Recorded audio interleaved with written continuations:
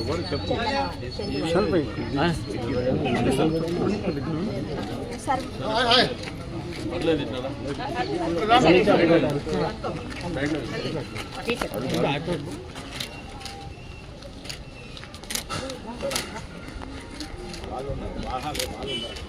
ఇప్పుడు ఏంటంటే నీకు కూడా ఐడియా ఉన్నది. ఇట్లా ఏంటంటే చనిపోయిన వాళ్ళని కట్ చేయండి, చనిపోయిన వాళ్ళని డిలీట్ చేసి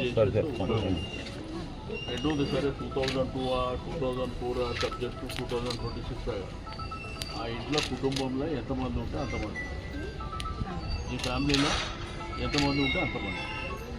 రెండోది వాళ్ళ డేట్ ఆఫ్ బర్త్ సర్టిఫికేట్ ప్రకారం 18 years ఏదన్నా 18 years దాటి 19th ఎంటర్ అయిన వాళ్ళు ఎన్రోల్ చేయాలి.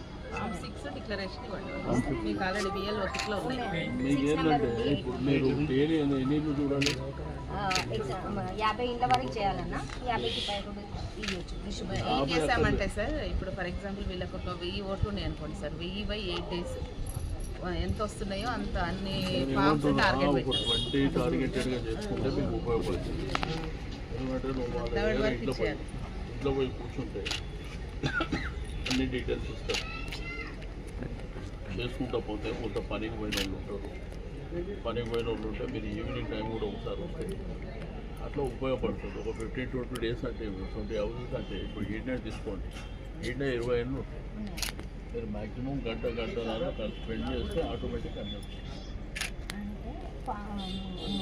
ప్రతిరోజు ఒక 50 ఫామ్లు డిస్ట్రిబ్యూషన్ చేయమన్నారు. సరే అమ్మా, మీకు 20 అయితే 20 చేయండి, 50 అయితే 50 చేయండి.